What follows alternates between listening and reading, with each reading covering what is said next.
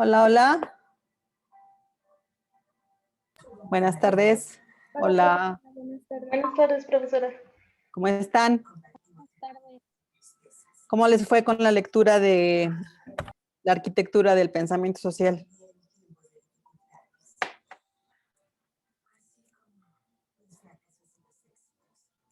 ¿Qué significa ese silencio? ¿Cómo les fue?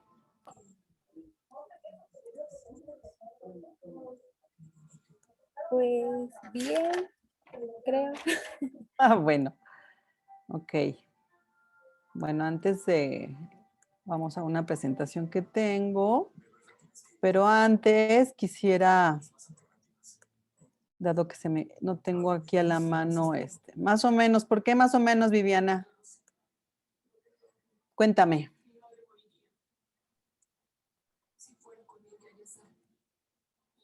Vivi, ¿por qué más o menos?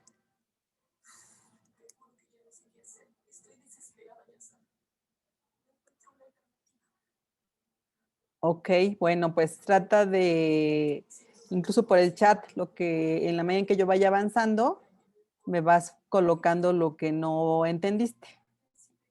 Antes de empezar, quiero compartirles un pequeño videito porque necesitaba mostrarles algo, pero se me pasó traerles la información. Entonces, quiero que vean esto. ¿Escuchan? ¿Sí escuchan? Sí. No, profesor. ¿No? Voy a volver a... Espérenme. ¿Qué pasó?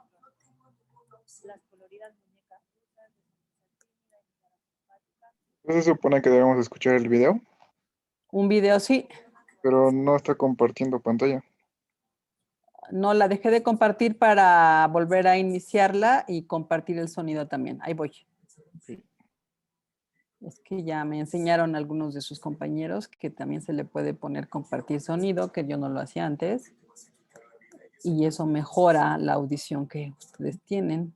Ahora ahí vamos. Ahí vamos.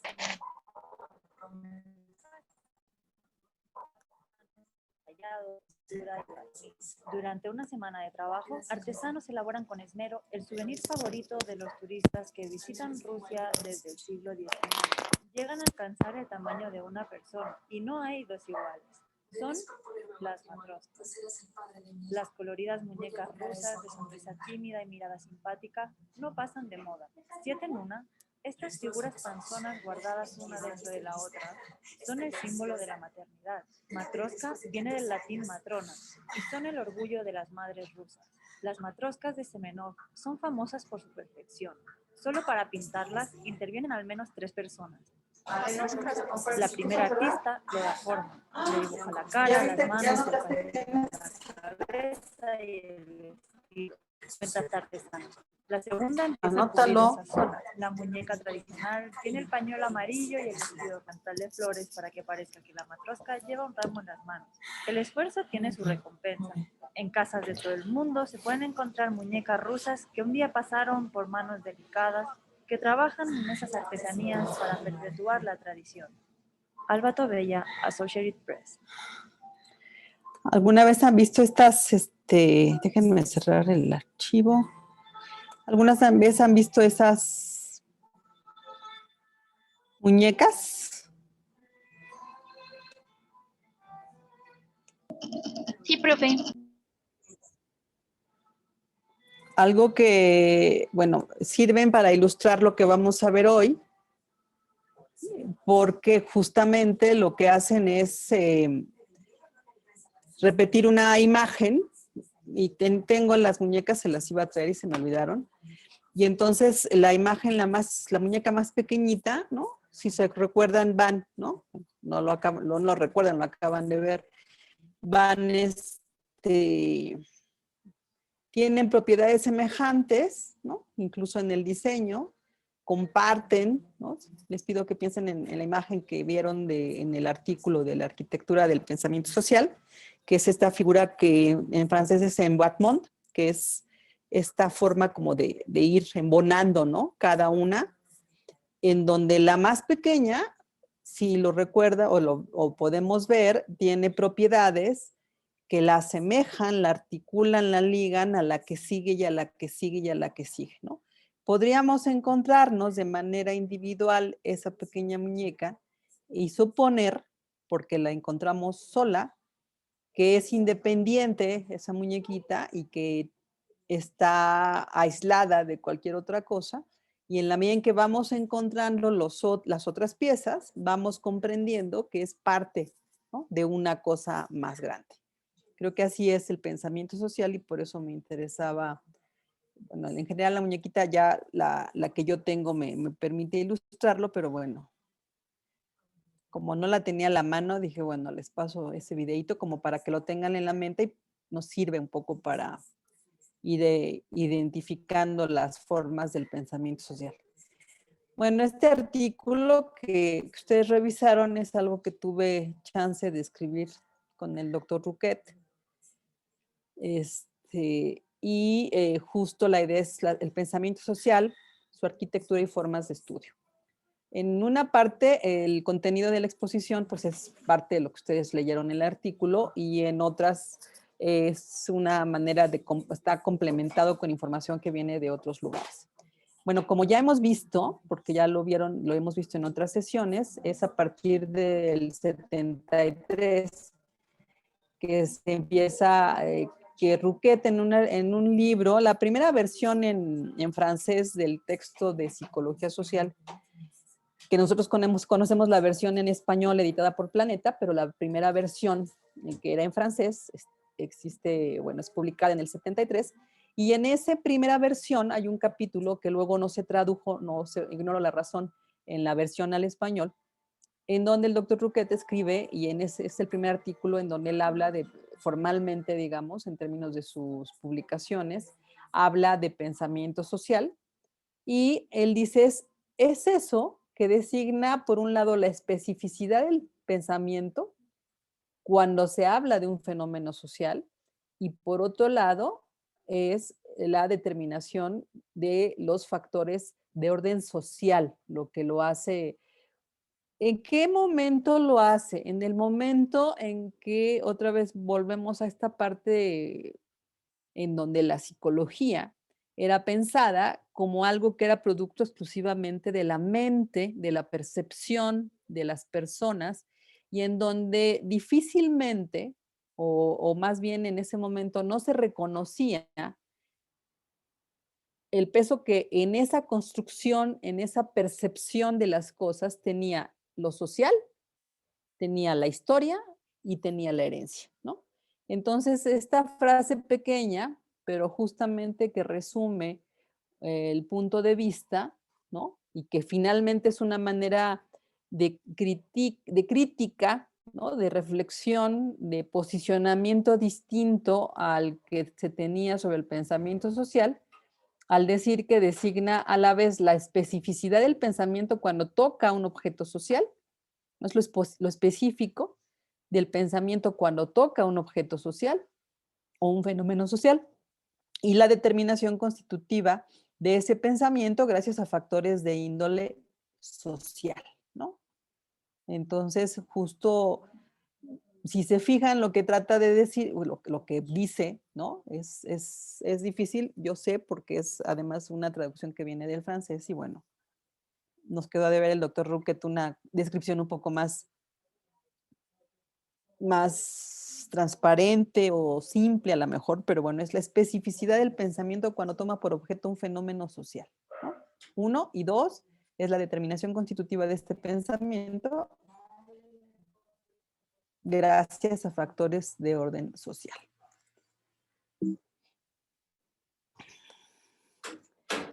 El pensamiento social está entonces constituido por la especificidad de los procesos y contenidos del pensamiento, ¿no?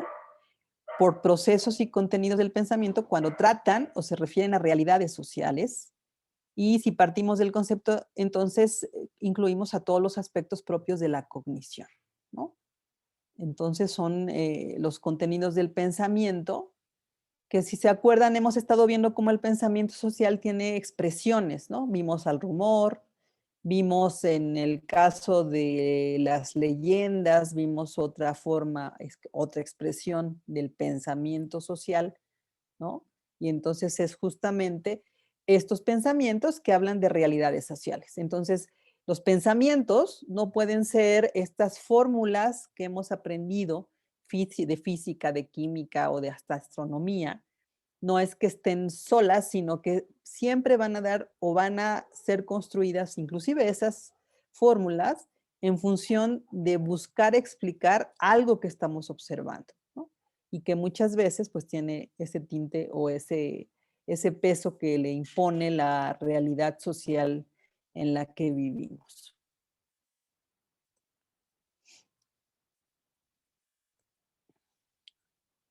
Una de las cosas que hemos estado viendo a lo largo del curso es como si fuera una disyuntiva entre el pensamiento lógico y el pensamiento científico, como si constantemente, como ciudadanos, como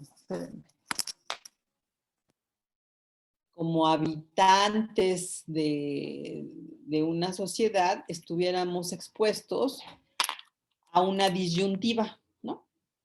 Y en ese sentido, el pensamiento lógico, ya lo hemos visto también, ¿no? Se forja fundamentalmente a través de medios de demostración y validación, de procedimientos codificados. Hemos aprendido cuando ustedes llevaron lógica, ¿no? A más B igual a C, buscaron o buscamos, si A, entonces, no me acuerdo qué sigue, pero bueno, en ese sentido son los procedimientos codificados, ¿no? O cuando nos ponen frente a una operación matemática, pues no podemos poner 2 más 2, 26 y eso es correcto, ¿verdad? 2 más 2, pues es 4 porque hay una codificación que dice que 2 más 2 es 4, a menos que intervengan algún otro tipo de factores o matemáticas que también tendrían que ser explicitadas.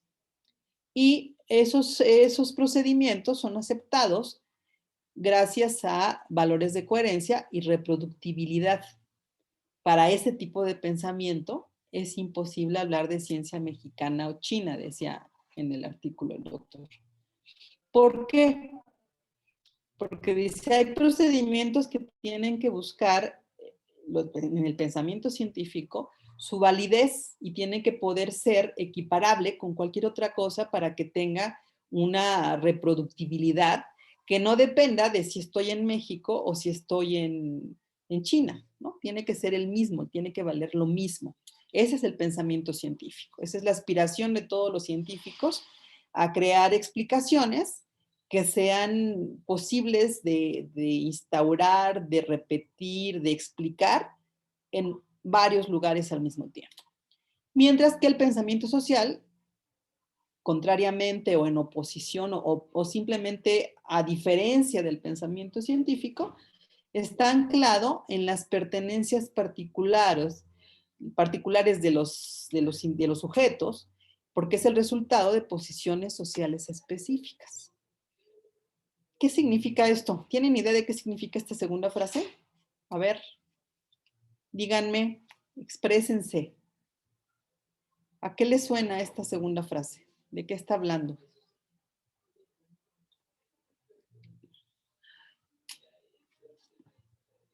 ¿No?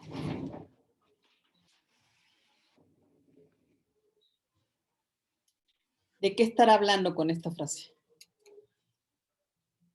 ¿Qué significa que esté anclado a pertenencias particulares que son resultado de posiciones sociales específicas?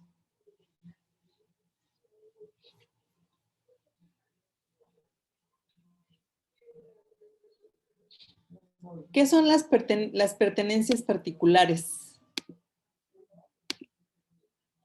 ¿Ustedes tendrán pertenencias particulares? ¿Tienen alguna pertenencia particular? ¿Pertenezco yo a algo? ¿Perdón? Podría ser los rasgos, las costumbres de nuestra familia, las pertenencias particulares. Así es. Bueno, es que en la lectura algo así yo le entendí que este tipo de pensamiento, como dice, ¿no? El científico ideológico es más como general, de que es un pensamiento de todo el mundo, como dicen las matemáticas y así. El pensamiento social es como las representaciones colectivas, es como un tipo de pensamiento que se crea específicamente en una sociedad, Así justamente en es. particular. Bueno, yo sí lo entiendo. Muy bien, así es justamente, Gabriel. Son las pertenencias particulares, son esas pertenencias que cada uno en este grupo tiene, ¿no? Que podrían tener semejanzas, pero en realidad son particulares porque son muy específicos, ¿no? Mientras alguien tiene familiares a lo mejor en Michoacán, que es de donde vienen sus abuelos o bisabuelos, mis familiares y bisabuelos vienen unos de Hidalgo y otros de Tlaxcala, ¿no? Y tenemos todos seguramente, alguien dirá, no, pues aquí mis abuelos son del Estado de México por varias generaciones, ¿no? Y esa es su pertenencia particular, ¿no? Y eso lo hace específico. Y esas pertenencias particulares son resultado de posiciones sociales específicas, ¿no? Creo que lo hemos platicado muchos de nosotros en este grupo también. Somos los primeros de nuestras familias que vamos a la universidad. Y eso obviamente incide en esta manera de construcción del pensamiento también, ¿sí? Entonces, estas posiciones particulares, yo insisto, imagínense que cada una y cada uno pudiera describir, pues mis abuelos son de tal región, ¿no? Mi abuela materna es de tal región, mi abuela paterna es de tal región, y entonces hay algo, aunque compartamos, ¿no? Por ejemplo, si dijéramos, a ver, ¿quién en su casa celebra el 12 de diciembre, ¿no? A lo mejor el 80% del grupo dice, pues yo directamente no, pero aquí en mi casa sí se festeja o sí se celebra, ¿no? ¿Quiénes celebran o celebramos el Día de Muertos, ¿no?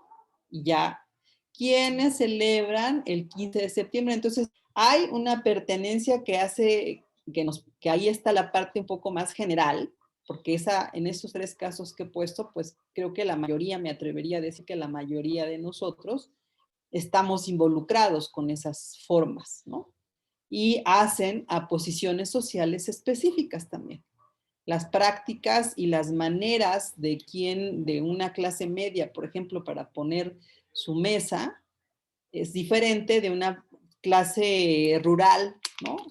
O en provincia se ponen de manera diferente y si uno conoce un poquito, pues va viendo que hay como un acento, como una manera particular, ¿no? Y que tiene que ver con estas posiciones sociales específicas.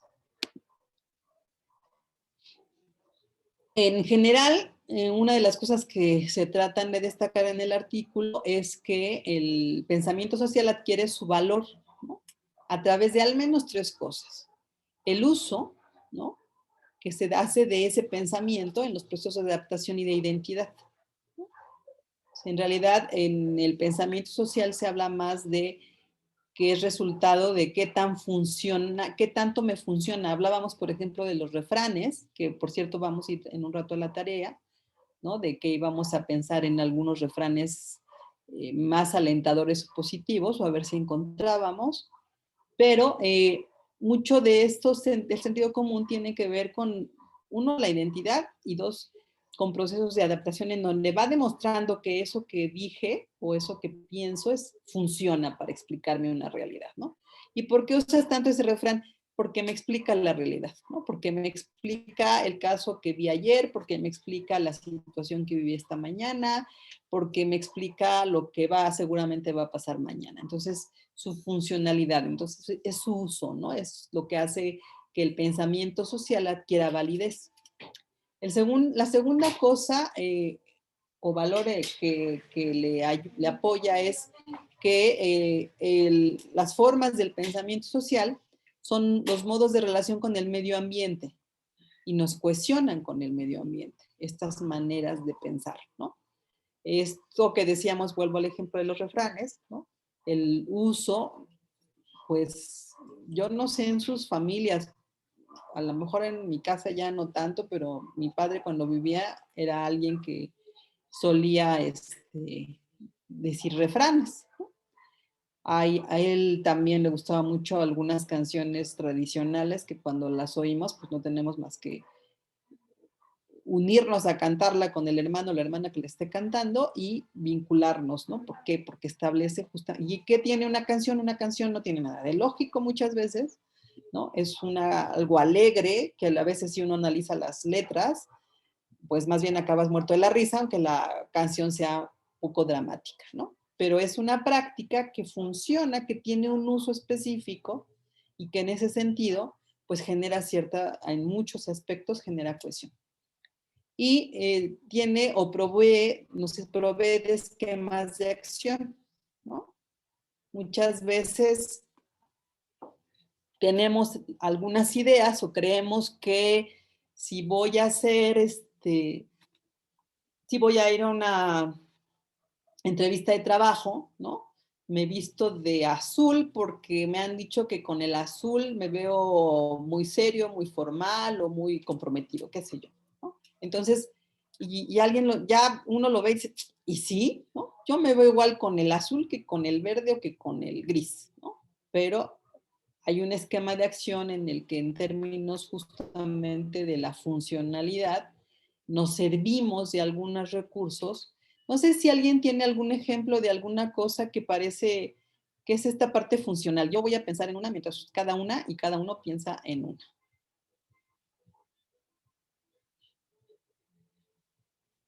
A ver, ¿qué será como esta funcionalidad?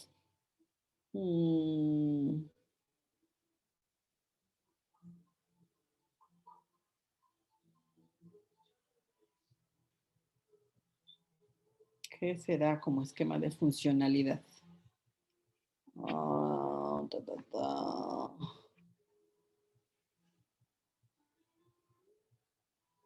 Fíjense que hay un esquema, ya me está soplando aquí miento, que el doctor Rouquet decía cuando tuve oportunidad de estar en París con él. Yo llegué en el mes de octubre, que todavía estaba bien el clima, pero casi enseguida se hace el frío, ¿no? Allá. Y entonces llegaba y me tocaba el hombro. Buenos días, Juana. Buenos días, doctor, ¿no? Yo seguía trabajando y al otro día llegaba y, buenos días, Juana. Buenos días, doctor. Y entonces un día un día que fuimos a comer con los técnicos del laboratorio, le preguntaron, oye, ¿por qué tienes la mala costumbre de llegar y tocar en el hombro a Juana siempre que llegas? O sea, es la única con la que haces eso. Y entonces él se rió y les dijo, es que yo sí creo que Juana llegó al Polo Norte porque yo me he dado cuenta, es algo que yo no había percibido, que en su país se la pasan tocándose, ¿no? Se dicen buenos días, se pueden saludarse de mano, pero se toman, ¿no? Así, hola, buenos días, ¿no? Ah, ¿qué tal? ¿Cómo estás? Siempre se están tocando. Yo veía la imagen y decía, ay, no, no es así, ¿no? Me decía, entonces yo siento que para que no extrañe a su país, esta es una manera en la que yo, pues, yo no lo había, yo la verdad lo sentía raro porque sí me daba, o sea, ya no, la gente no se anda tocando del hombro de, ay, ¿cómo estás? No, de lejitos casi siempre, o si es muy formal, pues o de saludo de entre cuates, ¿no? Entonces yo sí lo sentía extraño, pero yo tampoco, yo la verdad estaba metida en lo que hacía y bueno, pues saludaba y seguía. Pero es este esquema de acción que tiene una funcionalidad. Él decía, es que ellos en México suelen estarse tocando y entonces para mí es una manera de solidarizarme con Juana y de que no extrañe tanto su país, ¿no? Entonces ese es uno que me puede funcionar. ¿Qué otro me puede funcionar? No sé, pero por ejemplo, yo uno de los, no ritual, pero una de las prácticas que tengo, que ahorita me tiene con desasosiego, porque hace años que lo hago, es comprar uno de estos calendarios de inicio de año, que tienen unas vistas preciosas, panorámicas, que sí trato siempre de que sean o ciudades de la República o algunas, me ha tocado comprarme alguno de París o alguno de ciudades europeas o de bosques, ¿no? Compro esos calendarios grandes que uno lo despliega y es media página de una imagen y abajo aparece el calendario con los días. Pues fíjense que yo cada año lo cambio, ¿no? Y lo pongo y me gusta, me da así como que abro los ojos porque está enfrente de mi cama y veo el mes y desde ahí puedo ubicar qué día es, ¿no? Y créanme que ahora con eso de que uno no sale, no tengo el calendario. Y entonces de repente me genera ansiedad. Ahí hay, o sea, ¿qué hay detrás de esa práctica? No hay nada racional porque tengo el teléfono al lado y porque puedo abrir el teléfono y puedo ver la fecha y el día, si es el caso. Sin embargo, pues este esquema a mí era algo como muy mío, ¿no?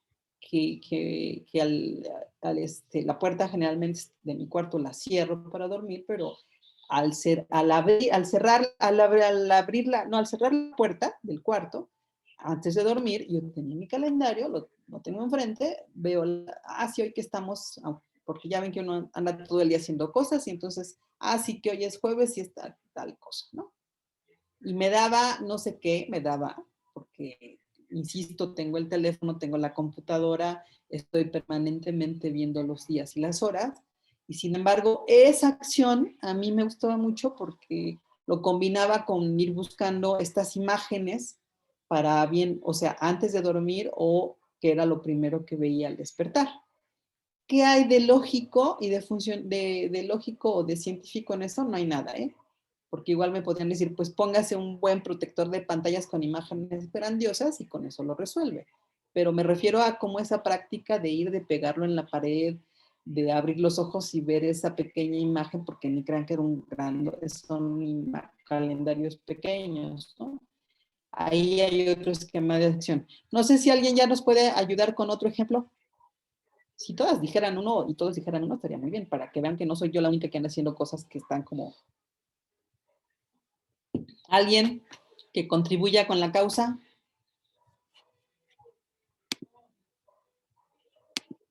¿O ya se fueron y me dejaron hablando sola? Como saben hacer ustedes. ¿No? Bueno, en algún momento les pido que se manifiesten, ¿eh? Si no me voy a sentir como en sesiones espiritistas, ya les dije. ¿Cómo se estudia el pensamiento social? Bueno, pues vimos, ¿no? Con Gemelli también, Gemelli y Ruquet pues están en la misma escuela de representación social, son psicólogos sociales que tenían una buena relación, que se frecuentaban mucho, entonces hay vinculación, por supuesto. Por mucho tiempo decíamos, cuando vimos a Gemelli, ¿no? Se habló de sesgos cognitivos, y cuando se hablaba de sesgo cognitivo, de un error, ¿no? Estos son formas de razonamiento erróneo y vimos varios ejemplos a lo largo del curso. Y justamente, pues aquí la propuesta es que deberíamos considerar que eso que llamamos errores, en realidad tienen un cuerpo y un sentido propio. ¿Qué tal si no son errores?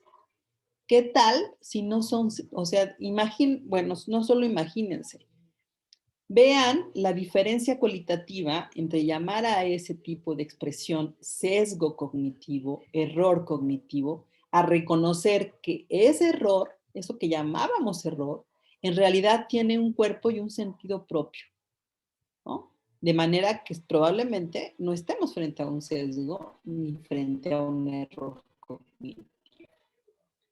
Tienen un cuerpo porque los procesos cognitivos que le subyacen están profundamente vinculados entre sí y no son producto del azar, ¿sí? Y tienen sentido porque su ocurrencia con respecto a un objeto dado constituye casi siempre el refrendo de una posición particular, ¿no? Entonces, resulta que esos sesgos tienen una forma específica y tienen un sentido. Fíjense cuando vimos a los rumores, ¿no? Que los rumores en general, si lo pensamos así a bote pronto y antes de haber leído todo lo que han leído, es un rumor, ¿no? Cuando queremos, es que ya sabes que dijeron, no, es un rumor. Significa que estamos pensando al rumor y tratando de descalificar al rumor como algo que es erróneo. Eso es un rumor, eso no es cierto, es un rumor. O sea, ya desde la manera en que juzgamos al rumor, hay una connotación negativa. ¿Qué nos dice el autor cuando vimos los artículos sobre el rumor? Ojo, el rumor son una forma, son una expresión de la sociedad misma. Entonces, lo que necesitamos ver del otro lado, como si en las monedas, como las monedas que tienen dos caras, ¿no? Vemos el rumor, pero del otro lado lo que tendríamos que reflexionar es, ¿cuál es el sentido? ¿Por qué pegó el rumor? ¿De qué miedos nos está dando cuenta de la sociedad? ¿Cuáles son los temores que subyacen y que están detonando o que están haciendo que los rumores se desencadenen y se multipliquen? Estamos viendo y lo estamos viviendo nosotros en este momento, una muy fuerte condición de miedo, de rumor, y en donde muchas veces aparecen pequeñas cosas que van detonando, ¿no? Y que se van multiplicando, es casi imparable. Y más, decíamos, lo hemos platicado entre el Facebook y el WhatsApp y todas estas formas de las aplicaciones de redes sociales que ahora existen, ¿no? Es así como cuando se juega nos lo han visto seguramente, este juego de dominó donde ponen las piezas paraditas y toman la primera y ¿no? Se va hasta allá. Imagínense eso multiplicado por cada red social que tenemos y en términos justamente de la difusión de una información, ¿no? Eso es lo que ocurre. Entonces, más bien, la propuesta es dejemos de juzgar a esto que llamábamos errores y sesgos cognitivos como eso y reconozcamos que tienen un cuerpo y un sentido propio. Y sobre todo que son un reflejo de una condición de la sociedad misma. Hay, en términos generales, tenemos dos modelos complementarios que propone Ruquet para estudiar al pensamiento social. Uno es el efecto de campo, el otro es propiamente el efecto del pensamiento social. Este es interesante porque en el efecto de campo, lo retomo porque permite reconocer, ¿no? O remite, como bien lo dice en sus propias palabras, el hecho de que todo objeto de pensamiento puede comprenderse mediante un dispositivo general. O sea, todo objeto social que es parte de objeto de sentido común del pensamiento social, debemos considerar, cuando ustedes indaguen ya en términos sea de la psicología social o de algún otro campo disciplinar, cuando están frente a un tema de investigación, es importante preguntarse sobre el efecto de campo, es decir, sobre la herencia, sobre la alteridad que es cómo los otros, si lo que me interesa son los niños, bueno, y cómo los papás ven a los niños o cómo los maestros ven a los niños, porque son los otros los que van determinando a este niño, ¿no? Y la expresión individual. ¿Qué significa esto de la expresión individual? Pues, ¿de qué estamos hablando? Una de las cosas que ha sido mostrada y demostrada en términos de la psicología social es, por ejemplo, que cuando hacemos una entrevista, yo empiezo a preguntarle y miren, ya tengo, bueno, los comento, aunque a lo mejor deberíamos hacer un ejercicio. Hace años pregunté a uno de mis grupos, ¿no? A todos eran como 40. ¿Qué piensa usted de la mujer? ¿No? hombres y mujeres, obviamente. Y entonces las opiniones, pues eran, no, la mujer ha ganado mucho espacio, ¿no? La mujer ha demostrado que tiene capacidades iguales a las del hombre, la mujer ha ganado mayor equidad, ¿no? Y así, eran más o menos el... Bueno, hay algunas mujeres que todavía batallan, pero en general son mujeres que ya se han ganado un buen lugar en esta sociedad mexicana y así. Entonces, todos opinaron, todas opinaron. Luego, ahí estábamos buscando, porque era una clase, no me acuerdo de qué, pero no lograban yo que distinguieran la diferencia entre actitud y opinión. Entonces, pues les pregunté su opinión, ¿no? Bueno, ¿cuál es su opinión sobre la mujer? Y entonces, bueno, pues todo el mundo dijo cosas más que bonitas sobre las mujeres. Luego hablé de otra cosa y luego les dije, me voy a permitir pedirles su colaboración porque ahora me voy a entrometer un poco en sus vidas personales. Quiero pedirles que cada una y cada uno narre de manera muy breve cómo contribuye en el quehacer doméstico en su casa, quiénes viven en su casa y en qué medida se ocupa de las labores domésticas de la casa. Y bueno, podrán prever, ¿no? Que ahí pude demostrar la diferencia entre opinión y actitud. Porque pues si eran mujeres, no, pues en mi casa yo hago el quehacer, yo barro, yo trapeo, yo preparo, yo le doy de cenar a mi hermano cuando llega de la escuela y así, ¿no? Y en el caso donde había hombres, no, pues la verdad yo tiendo mi cama, ¿no? Y lavo el vaso donde tomo el agua, pero de las labores domésticas, pues mi mamá y mis hermanas. Y así fueron más o menos, igual que en el ejercicio de dominó, los esquemas fueron muy semejantes. Entonces, hay una expresión individual, porque también hubo casos de gente que decía, no, pues la verdad nos cuesta mucho trabajo, pero pues yo intento ayudar en la casa y sobre todo el fin de semana, pues sí ayudo a lavar, a lavar los trastes, a arreglar la cocina, ¿no? Los domingos trato de hacer yo de comer, en el caso de testimonios de caballeros, de hombres. Y entonces hay una expresión individual, ¿no? Pero hay una herencia también. En los ejemplos que les estoy compartiendo está la herencia social, no solo la de mi grupo de pertenencia, la herencia de una sociedad en la que vivimos, que va definiendo ciertas pautas y parámetros de lo que es correcto y lo que es incorrecto. Y en donde también la alteridad, que es el otro, ¿no? Juega un papel importante en la definición de estos roles, ¿no?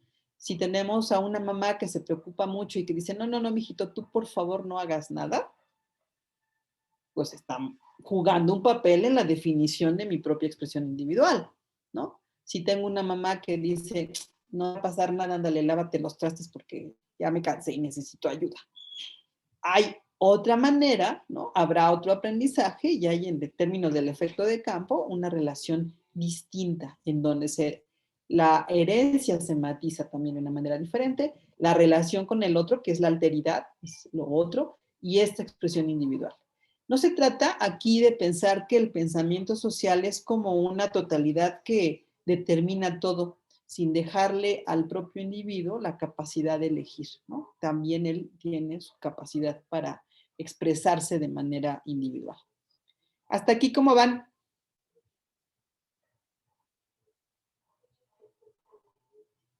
Bien, profesora. ¿Vivi mejor o todavía estás Dios? Díganme porque esta es su oportunidad, si tienen dudas. No, profe, vamos bien. ¿Bien? Ok. Están pensando en su ejemplo, ¿verdad?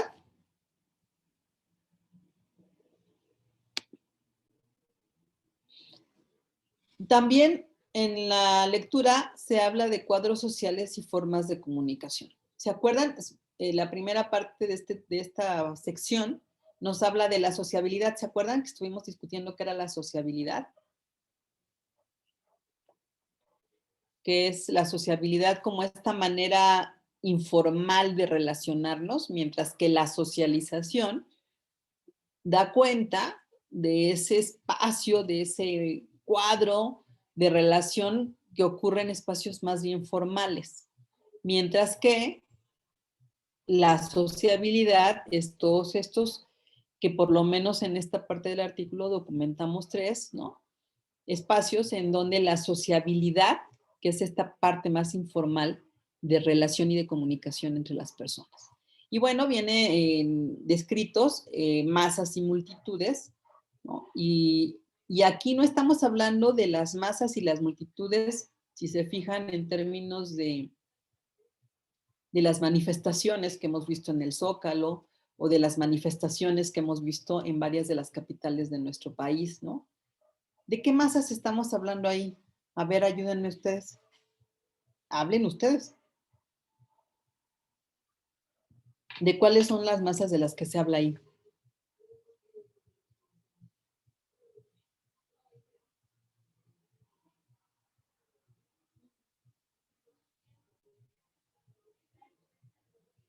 Unas que por cierto no vemos en estos días, pero bueno, en ese momento sí, sí estaban presentes.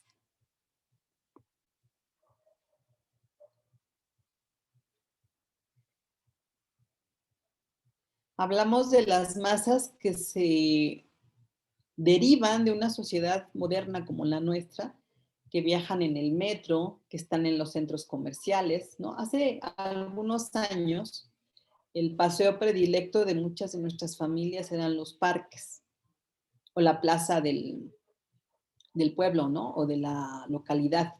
El paseo por la placita, ir a caminar y ir a comprarse un helado, era lo que era la onda, ¿no? Y con el tiempo lo que había pasado, hasta antes de esta pandemia que nos mandó a nuestra casa a todos directos, fue como si una protesta del universo dijera ya, ¿no? Tienen harto, váyanse a su casa. Porque entonces, pues resulta que estábamos en las plazas, ¿no? En las calles, pues sobre todo en ciudades como la Ciudad de México, Guadalajara, Monterrey, creo que Guanajuato es un buen ejemplo también, ¿no? Las masas estaban como una manera de vida de la sociedad, en las fábricas, que se diga, las escuelas, cuando nosotros llegamos a la universidad, por ejemplo, llegábamos, pues era una multitud de gente y normalmente solía pasar que nos encontrábamos rumbo al edificio C o al edificio D, pues con gente que sí conocemos, pero si nos alejamos un poco, de repente, pues nos podemos encontrar accidentalmente con alguien, pero en realidad no conocemos a la gente, ¿no? Hay masas que están pululando por toda la ciudad y que están tratando de realizar una actividad. Pero en ese interactuar, pues ocurre justamente una comunicación, ¿no? Una manera de socializar, de sociabilizar, de aprendizaje y de comunicación. ¿Sí o no? ¿O me regreso? ¿Cómo van ahí?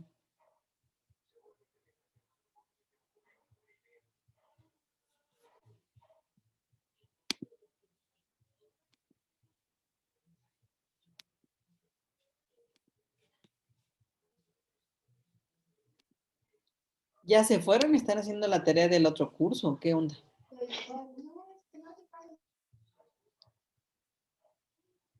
No, profesora, aquí estamos. Ah, ok. Entonces, me creen todo, ¿verdad? Ustedes no me, hoy no me objetan nada. Qué barbaridad. Bueno, de las modas, los rumores y las leyendas contemporáneas. Aquí quisiera que fuéramos al texto porque aquí agrega, es que me contestan en el chat, pero ahora aquí lo tenía muy, muy, muy olvidado. Ay, espérenme. Quiero dejar de compartir para ir a un momento al texto para ver la parte de los rumores, porque hay 4 características, 4 elementos que se mencionan en función de, bueno, que se escribimos aquí en función del rumor, que vale la pena que nos detengamos un poquitito ahí. Ya casi llego, ya casi llego.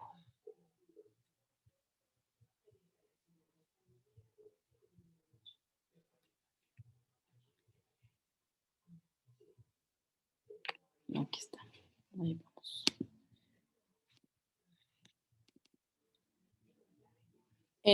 De manera que aquí lo que se menciona, o lo que mencionamos es que hay 4 funciones en los rumores, ¿no? Que tienen un carácter a la vez complementario. La asimilación social, que ya hemos visto algo de lo que es la asimilación, la diferenciación social, la explicación ingenua y un valor pragmático, que tiene que ver con este valor funcional otra vez, ¿no? Esta insistencia en cómo hay algunas cosas que no tienen ninguna lógica, pero nos funcionan, ¿no? Entonces, la asimilación se produce entre personas que tienen las mismas, que pertenecen a los mismos grupos, y en ese sentido es muy común, ¿no? Que los rumores, si lo vemos como una característica, es interesante de pensar, ¿no? De reconocer cómo hay algunos rumores que circulan mejor entre el grupo en principio afectado. Por ejemplo, es que se están robando a los niños de la escuela y entonces lo empiezan a repetir quienes están involucrados o que pueden ser objeto, digamos, del robo de esos niños, ¿no? O las mamás, o hay algo que hace una fibra, que por eso a veces esta parte que es tan espeluznante, las fake news, de cómo detonan como rumores que tienen acentos distintos porque buscan llegar a grupos distintos también, ¿no? Para que un grupo, cuando se ve implicado, ¿no? Pues detona y sigue reproduciendo el rumor. Las historias de estos rumores hacen referencia directa o indirecta a un grupo al cual las víctimas no pertenecen. Los bandidos, los traficantes, los políticos corruptos, ¿no? O sea, yo como víctima no soy ni de los bandidos, ni los traficantes, ni de los políticos. Entonces, esos rumores que afectan o que hablan mal de ese grupo, en la medida en que yo no soy de ellos, pues bueno, esa es una característica en la que yo me diferencio, que permite que yo me diferencie y que yo diga, pues yo no pertenezco a ellos, ¿no? Ofrecen en esta explicación una relación con el mundo o con aspectos del mundo y proporcionan una suerte de teoría para explicar lo que ocurre o lo que se teme que ocurra. Estamos hablando de los rumores. Explican por qué no tenemos tal o cual recurso, por qué una muerte o una desaparición se produjo, por qué una epidemia se desató, por qué hacemos muy bien en desconfiar de la novedad o en sospechar de ciertos tipos de personas. Eso hacen los rumores, ¿no? Aunque hablando, como estamos hablando del sentido común, de repente cuando leía esta parte de ponen de manifiesto de cierta relación con el mundo, pensaba que también eso hacen los refranes, ¿no? ¿Se acuerdan que lo vimos la sesión pasada? O con un aspecto del mundo, ¿no? Y proporcionan una suerte de teoría. Pero ojo, los rumores necesitamos analizarlos porque justamente necesitaríamos detenernos en un rumor y decir, a ver, ¿cuáles son los objetos o los sujetos de los que habla y cuál es la relación que me está proponiendo aquí entre uno y otro, ¿no? Para saber si doy crédito o no. Finalmente, los rumores concluyen con un consejo, una moraleja de la historia, una recomendación práctica, que generalmente es negativa. No lo compres, no lo hagas, evita, desconfía. Este aspecto refuerza a los dos primeros. Uno da buenos consejos a las personas de las cuales uno es cercano, asimilación social y sociabilidad positiva, y uno los anima a diferenciarse de las categorías económicas o simbólicamente lejanas, diferenciación social y sociabilidad negativa. ¿Sí?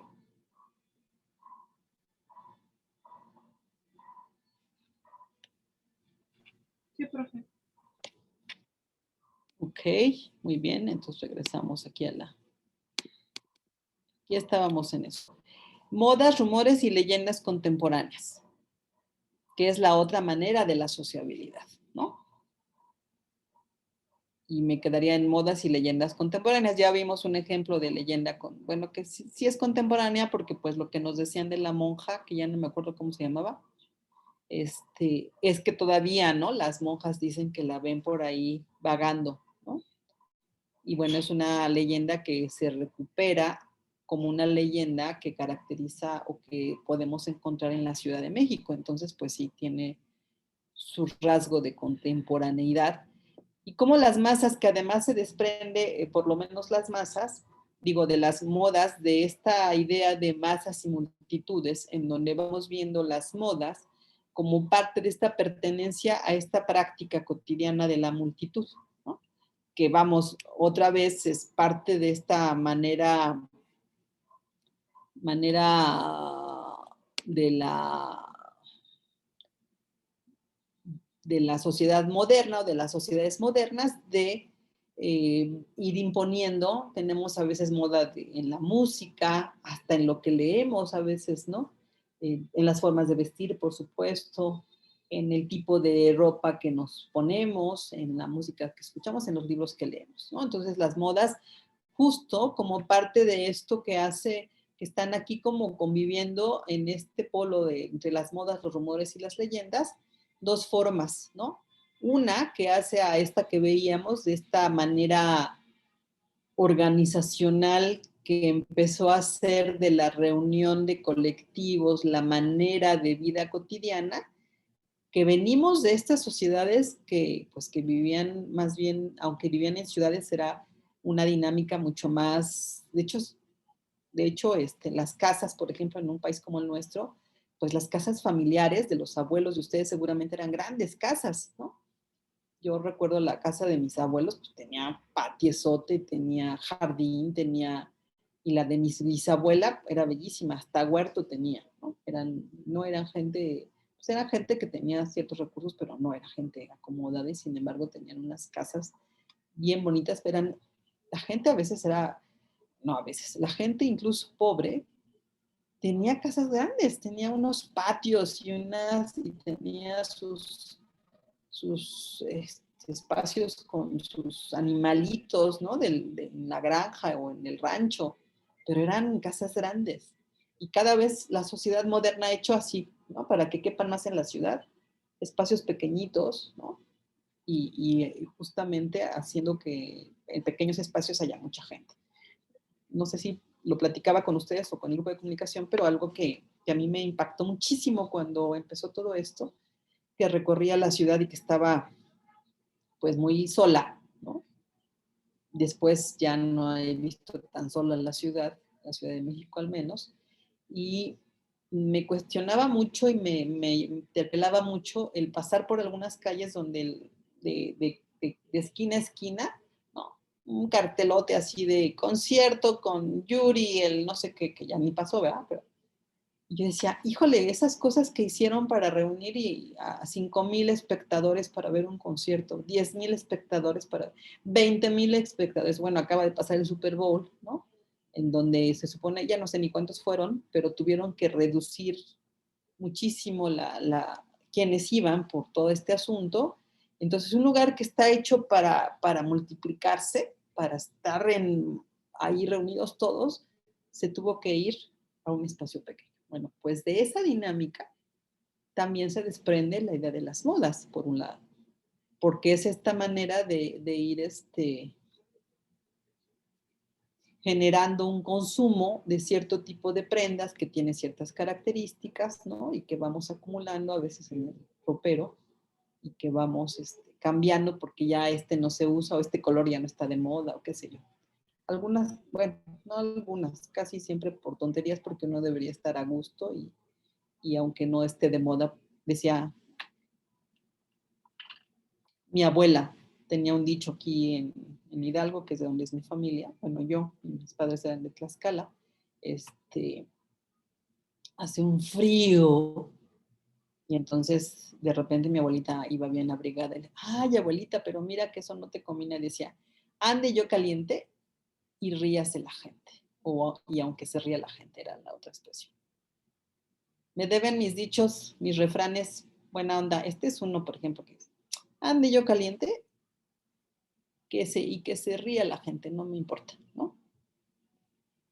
Y bueno, esta parte, esta era para ejemplificar las modas, ¿no? Y en el mismo eje está esta parte de los rumores y las leyendas contemporáneas que hablan Y otra vez vamos a encontrar esta idea de que los rumores y las leyendas se expresan en la medida en que reflejan parte de una sensibilidad y de un miedo social, de una manera que está ahí en la sociedad, ¿no? En una sociedad como la nuestra, ¿cuántos miedos no hay en nuestra sociedad, ¿no? Hemos crecido en términos de un fuerte crecimiento de la delincuencia, del narcotráfico, de lo sanguinario que puede ser estas expresiones, estas dos, la delincuencia y la del tráfico de drogas, ¿no? Y claro que ahí hay, claro que hay además, si a eso ese es en términos de la delincuencia, pero si vemos el otro espacio, en términos de la desigualdad social que ha caracterizado por décadas a nuestro país, de la impunidad, ¿no? De la falta de justicia que encontramos en los espacios que deberían proveernos de justicia, pues uno entonces va encontrando por qué en un país como el nuestro, ¿no?, hay rumores y leyendas que siguen teniendo la posibilidad de impactar, ¿no?, de tener un sentido que no es del error, sino más bien, como les decía, es como las dos caras de la moneda. Bueno, está el rumor. ¿De qué me está hablando el rumor? ¿No? Es que esta leyenda sigue viva. ¿De qué está hablando esta leyenda? ¿No? Son las cosas que necesitamos aprender a preguntarnos para no seguir usando esta expresión de, es que me dijeron tal cosa. Eso no es cierto, es un rumor, ¿no? Porque lo usamos para desvalorizar esa información. Y la otra cuestión que creo que hace falta es esto que hemos platicado también, de contar con una sociedad mejor informada. Porque en la medida en que estamos mejor informados, pues tenemos mayor capacidad para decir, para decidir, para declarar. El sábado tuve oportunidad de ver un programa en el Canal 22 donde está Julia Carabias, entre otros, hablaban del medio ambiente y hablaban pues de todo esto que conocen seguramente sobre el cuidado del medio ambiente, pero también de todo el tema del cuidado de las zonas naturales, ¿no? Y fue bien interesante porque Julia Carabias decía, y de hecho, bueno, veré si puedo conseguir ese programa, pero no lo rastreé lo suficiente, lo que decía es que, porque le preguntaban, no, bueno, ¿y de quién es responsabilidad? No, pues es responsabilidad del gobierno, dice, pero en realidad los primeros responsables somos la ciudadanía. Si la ciudadanía es consciente de que hay este problema, que hace falta invertir tiempo, dedicación, dinero en el cuidado del medio ambiente, es la ciudadanía quien puede solicitarlo, es quien puede demandar, ¿no?, que se hagan ciertas cosas. Y mientras nosotros no lo hagamos, es como si estuviéramos esperando que un político tuviera como esa, ¿no?, como este destello, ¿no?, de decir, es que es por aquí. Y no, dice, en realidad, pues necesitamos nosotros como ciudadanos, decía ella, exigir, ¿no? Y yo creo que es parte de una discusión bien interesante, pero yo creo que para llegar a ser una ciudadanía que exige con conocimiento de causa, necesitamos ser una sociedad, una ciudadanía informada. Una anécdota más personal, ¿no?, que uno de mis hermanos iba con cierta regularidad a la Ciudad de México y bueno, como llevaba placas de provincia, bueno, el pobre, los primeros meses que estuvo yendo, pues lo detenían y lo paraban y acababa dando 50 pesos. Decía, luego no tenía ni para comer, ¿no?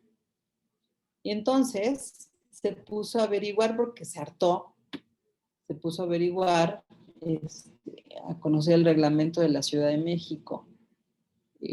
Pues no lo conseguía fácilmente estando en la provincia en donde él estaba, se fue a un internet hace años, cuando todavía no eran tan comunes, se metió, buscó el reglamento de tránsito, pidió que se lo imprimieran, lo engargoló muy bueno, lo puso así con unas grapas en el medio, Y se puso a leerlo y a subrayar en amarillo cosas. Y entonces cuando venía a la Ciudad de México, dice que sacaba el reglamento de la guantera y lo ponía así encima, ¿no? Y entonces andaba por la Ciudad de México. Y entonces lo detuvieron ya un par de veces y veían que tenía ahí su reglamento, que además no solo estaba ahí, sino que estaba subrayado.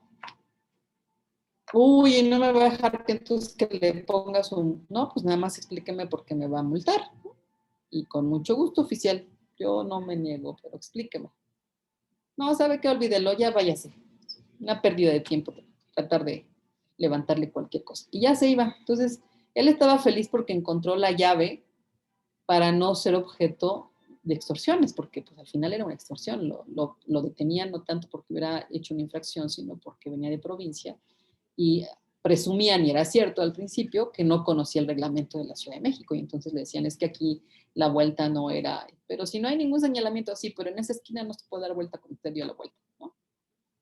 Y fíjense cómo esta fórmula de conocer sus derechos, bueno, a él lo tiene muy claro, le impidió que lo siguieran extorsionando. Es pequeñito, ¿no? Pero yo creo que todas tenemos algún ejemplo de cómo,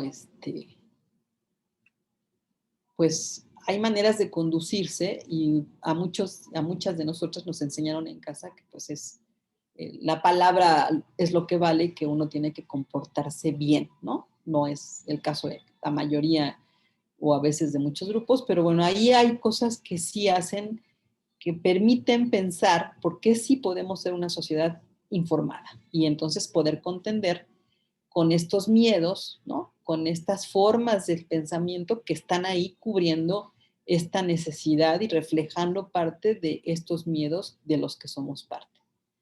Y publicidad y propaganda, que son las formas modernas, hasta ahí nos quedamos porque no, la verdad, ni pensamos mucho en las redes sociales, pero sin duda que podrían ser un capítulo en términos de cómo la publicidad, la propaganda y las redes sociales van constituyendo también una forma de sociabilidad.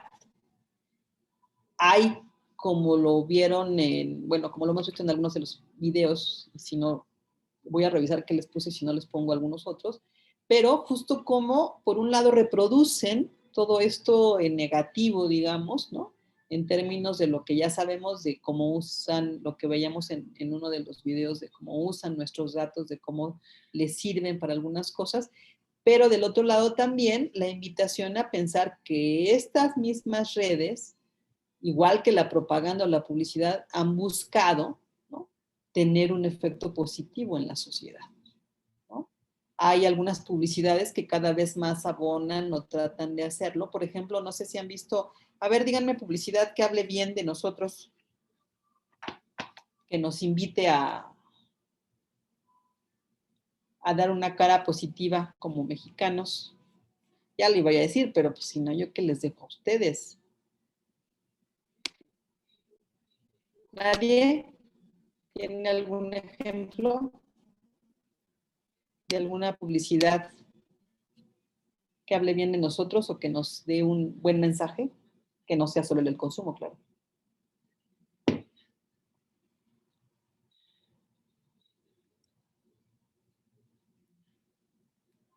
¿Algún ejemplo? ¿Algún ejemplo?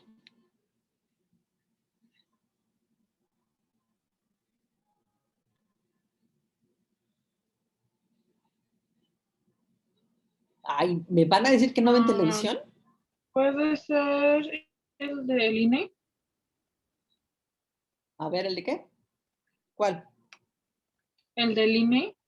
Es que, bueno, o sea, sí, casi no veo televisión, pero he visto que en estos, desde que empezó el año, han estado pasando un comercial del INE que prácticamente como que daba los pasos para ser un buen ciudadano, dando a entender que votar es un derecho que nos ayuda a todos como ciudadanos.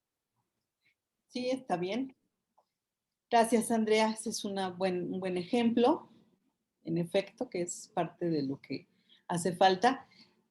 ¿Algo más? Los demás que no ven televisión, algo que les hayan contado, alguna publicidad que quiera vender algo, pero que de pasada nos dé una buena imagen.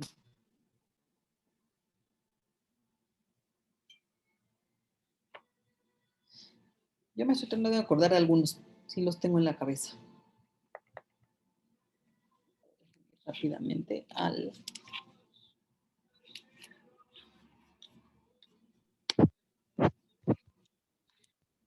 Profesora, menciona Viviana. Es que puso Viviana en el chat que algunos compañeros le pidieron que le avisara a usted que ya no están en clase porque no tienen luz debido a los cortes rotativos que se están aplicando en el estado. Ok.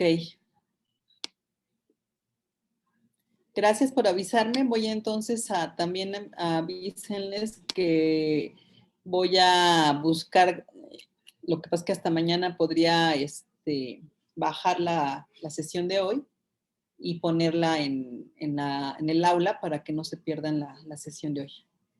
Gracias por avisarme. Y entonces,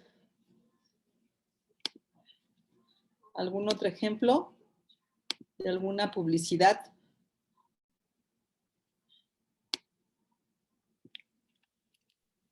No lo sé, profesora, porque muchas de mucha de la publicidad que sale en la televisión o en los medios de comunicación casi siempre son del consumo. Uh-huh. Había es que pensaba, no sé si los vieron alguna vez, algunos ya no los pasan, pero tenían unos de Maseca que eran buenísimos. Que dicen, por ejemplo, decían, y evocaban como este origen místico, ¿no? Para hablar de cómo somos los mexicanos. Algunos de Corona que también proyectan o buscan proyectar una imagen, ¿no? Como más positiva. No tan estereotipada. Hay unos de Corona que también están como muy en la línea del estereotipo de este mexicano fiestero, dicharachero, irresponsable. Pero hay otros que, bueno, ya los pensaré a ver si se los traigo como ejemplo, pero justo porque estábamos en el tema de la publicidad y la propaganda, ¿no? Que van perfilando, o sea, tienen sobre todo, obviamente, un vínculo o una estrategia de venta, de consumo, ¿no? Obviamente es lo que está en la raíz, pero bueno, también hay como algunas cosas distintivas. Hubo uno, ¿se acuerdan cuando, bueno, no sé si lo vieron, cuando todo este asunto de Trump y el muro y no sé qué, y había alguien que sacó uno para decir, no, no somos, no es por las diferencias, etcétera. Lo buscaré, pero justo para decir cómo frente a un tema que fue tan fuerte como esta idea del muro, que Trump quería establecer con ese muro una diferencia muy marcada, ¿no? De la distancia social entre unos y otros, porque acuérdense que Trump, las flores que le escuchamos al principio es que en México había puro delincuente casi, ¿no? Entonces, bueno, detrás de esas declaraciones viene la idea del muro, entonces, bueno, como marcando una distancia social muy fuerte. Y yo hubo algunos esfuerzos de cadenas comerciales por decir no, ¿no? O sea, no somos tan diferentes o no somos tan mala onda o qué sé yo, pero lo busco. Pero bueno, es para hablar de cómo la publicidad y la propaganda también va marcando, va creando pautas de sociabilidad, ¿no? Va creando una condición para que se transmitan, que se difundan algunas ideas, algunas propuestas, algunas maneras, ¿no? De hacer y de ser también. Y bueno, llegamos a esta parte que ahí vamos a ir a las matrushkas en términos de la arquitectura del pensamiento social. Y esto es interesante porque la idea aquí es justo no solo a la psicología social, al interior de la psicología social, sino en general a las ciencias sociales y más allá, es hacernos pensar que cuando hablamos de una opinión, no es este concepto aislado independiente. Imagínense por un momento que todas las actitudes o las opiniones que tenemos sobre temas diversos pudieran expresarse como en un globito, ¿no? Y que anduvieran circulando así sin ton ni son. O sea, sería un caos.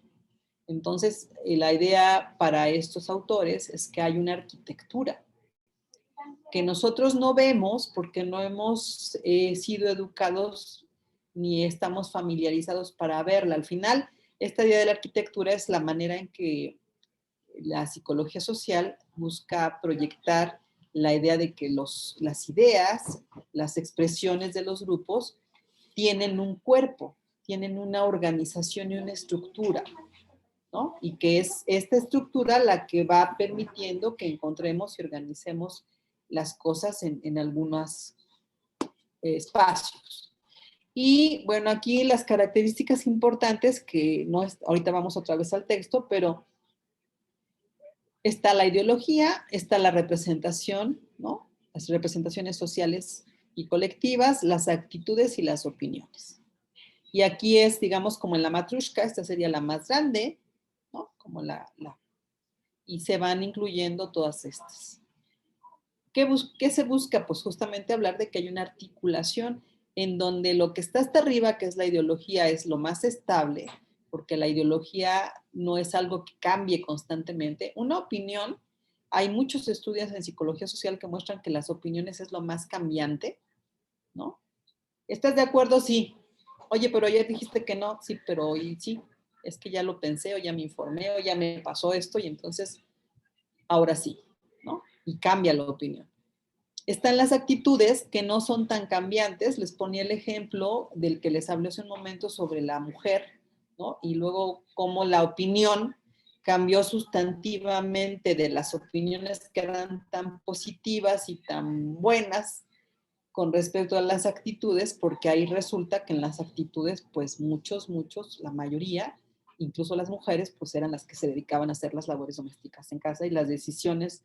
La otra pregunta que hice fue, cuando tienen que tomar una decisión sobre la compra de algo en la casa, puede ser una estufa, una televisión, un refrigerador, ¿quién toma la decisión? ¿No? Y bueno, pues eran el papá y los hermanos casi siempre, y las mujeres opinaban poco, o ellas percibían que su opinión tenía poco peso e influencia en la decisión que se tomara.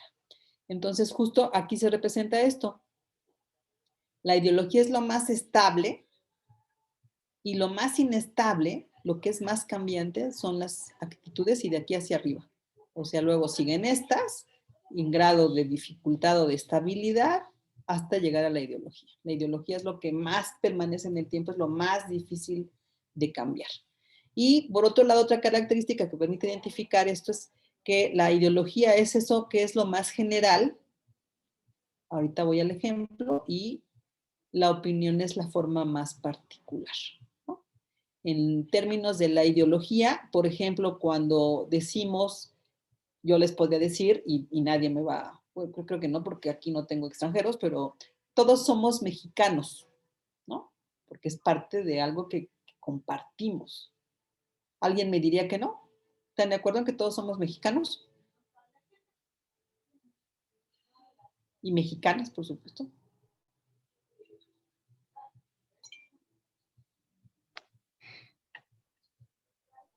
¿Sí? ¿O me van a decir que no están de acuerdo?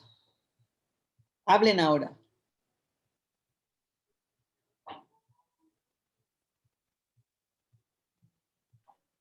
Sí, yo soy mexicano. Eso.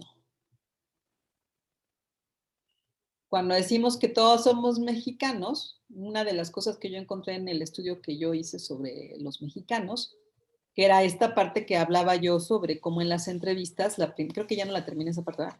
La primera parte, lo que se observa es que vamos dando cuenta de eso que compartimos con los demás cuando hablamos de la familia, cuando hablamos de la escuela, cuando hablamos, por alguna razón, lo primero de lo que damos cuenta es de esos valores, de esas ideas sobre cualquier tema que compartimos con los otros, con la mayoría generalmente. Y entonces, en las entrevistas, lo primero que aparece es esta parte de creencias colectivas, de ideología. Y ya llega un momento, como en el caso del mexicano, que yo les preguntaba, bueno, oiga, ¿usted cómo describiría a un mexicano? Pues mire, los mexicanos somos dicharacheros, fiesteros, un poco irresponsables, nos gusta la bebida y la fiesta y el trago y así, ¿no? Y ya en la medida en que iban bajando en términos de su descripción, llegaba siempre un momento en el que decían, pero oiga, yo no soy tan así, ¿eh? Yo la verdad, sí me gusta la fiesta, sí me gusta de repente el fin de semana un trago, pero yo soy muy responsable, ¿eh? No, yo si tengo que trabajar, yo hacer lo que sea, me habré desvelado, me habré ido de parranda, pero al otro día tempranito tengo que estar en el trabajo. O sea, yo me diferencio de eso que es lo general. En la familia, o cuando hablamos de otros objetos sociales, justo pasa lo mismo, que de inicio, por alguna cuestión que tiene que ver probablemente que, por ejemplo, imagínense que ustedes van caminando por la calle y alguien les dice, oiga, es que yo quisiera hacerle una entrevista sobre, pues, cómo ve la situación ahora, ¿no?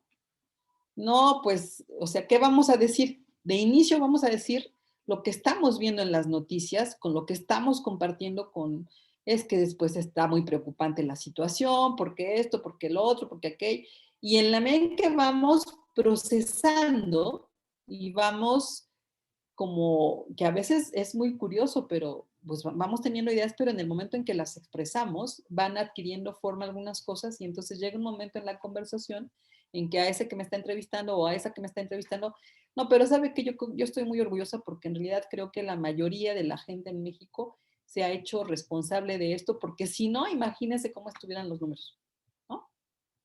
Oiga, pero es que son alarmantes, sí, pero eso es porque hay un grupo o algunos grupos de mexicanas y mexicanos que han hecho mayores oídos a ciertas teorías de desinformación y actividades conspirativas y no han tomado las medidas necesarias. Pero imagínense al revés, ¿no?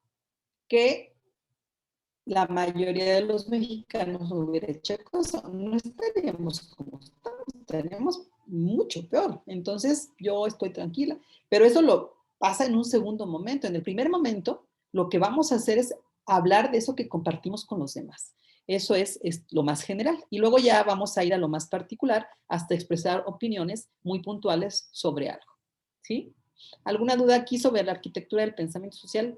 Ya me fui rápido porque ya somos 7:20 y tantos.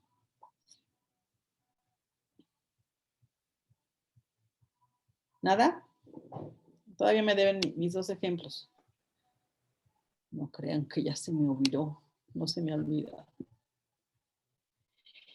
Entonces, ya lo habíamos visto hace un momento, todos los objetos sociales están marcados por una comunidad que está influenciada o triplemente marcada por la herencia de costumbres cognitivas y valores que determinan la comprensión de lo que estamos viviendo, por las relaciones de esta comunidad con otros grupos y por la latitud finalmente que esta comunidad concede a la expresión individual. La latitud es la variabilidad, ¿no?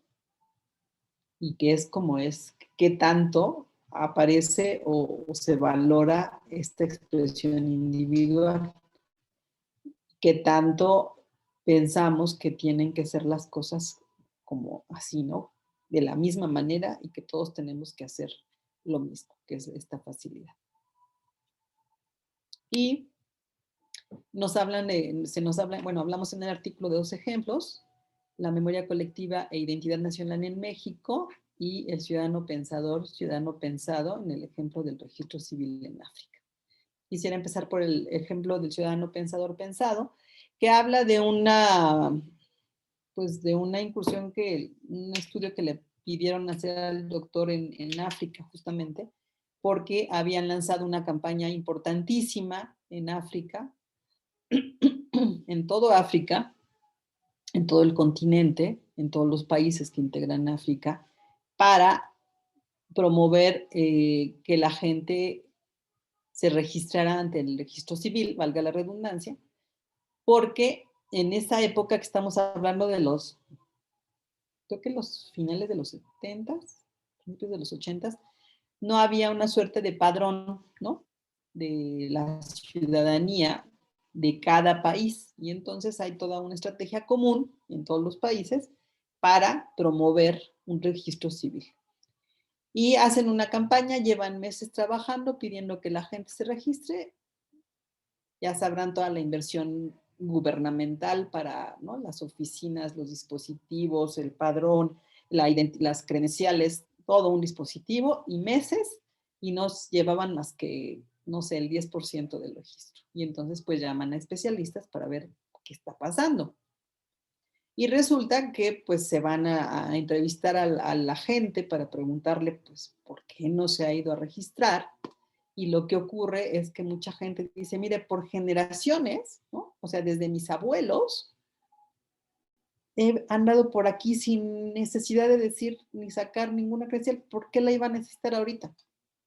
Uno. Dos, expresa los miedos porque hubo gente que dice, no, ¿qué tal si lo que quieren es identificarme para que les pague impuestos al gobierno porque tienen que tener ingresos y no tienen ingresos, ¿no? Tres, y de lo que habla en el artículo el doctor Ruquet, que fue quien armó esta parte, pues es que ellos están como ciudadanos pensadores, o sea, ellos se representan de una manera esa tarea y para ellos no es funcional lo que les están pidiendo, no tiene ningún sentido. El otro factor, que no me acuerdo qué tanto está representado en el artículo, es que son poblaciones nómadas, que de acuerdo a la estación van caminando y por eso en África no hay bueno, hay muchas fronteras en donde no importan tanto la frontera porque ese grupo viene para acá y este otro va para allá en cierto periodo del año. Entonces hay mucha movilidad, y por eso fue también, porque hay mucha movilidad al interior del continente, que toda la región decidió iniciar como un trabajo, como una cruzada, para tener un censo de toda la población, ¿no? Y pues resulta que eso que se imaginaba o que que piensan las instituciones del ciudadano, y es que necesitan tener, ¿por qué necesitaban las instituciones tener un padrón más confiable de sus habitantes? Para proveer mejores servicios de salud, educativos, ¿no? Y pues, de acceso también al bienestar y a la economía. Eso es lo que pensaban las instituciones, pero los que estaban del otro lado decían, pero ¿para qué lo quiero si está demostrado que desde mis abuelos, mis tatarabuelos, yo he podido ir y venir y nadie, o sea, llego a la región y ya no están los que estaban, pero están los hijos de los que estaban, que ya saben que llego y me atienden y estoy ahí con ellos y no pasa nada. ¿Para qué quiero yo un papel, un cartel? No, que el pasaporte. ¿Y para qué si no quiero ir a ningún lado? ¿No? O sea, si no pienso viajar, ¿por qué voy a querer un pasaporte? Entonces, como hay dos razonamientos, ¿no?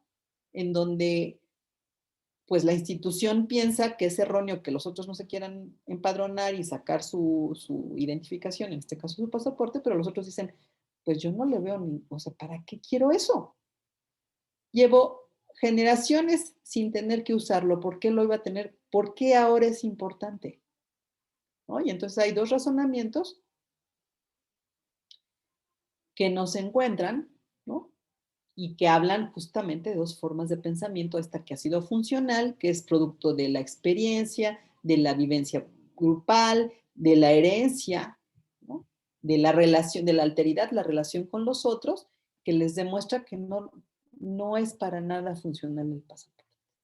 Y del otro lado, toda la inversión hecha para lograr que se empadronen, se registren y tener un patrón confiable y que no logran, ¿no?, hacerlo porque pues, la gente no le ve ningún sentido. ¿Cómo los van a convencer? Esa fue parte de las recomendaciones que hicieron, de que hablaran, porque eso no lo habían hecho antes, de que este registro lo que permitiría sería planear una mejor educación, mejor acceso a los servicios médicos y en general una planeación que permitiera o ayudara al desarrollo de la economía. Y eso nunca lo dijeron. O sea, simplemente empezaron una campaña y ve y saca, hagan de cuenta, ¿no? Ve y saca tu credencial, ni siquiera porque tengas derecho a votar, sino ve y saca tu credencial para que tengas cómo identificarte. Y entonces la gente decía, pero ¿para qué me quiero identificar? Si a donde voy sí me conocen, ¿no? Y no pienso viajar, entonces, ¿para qué me sirve un pasaporte? ¿No?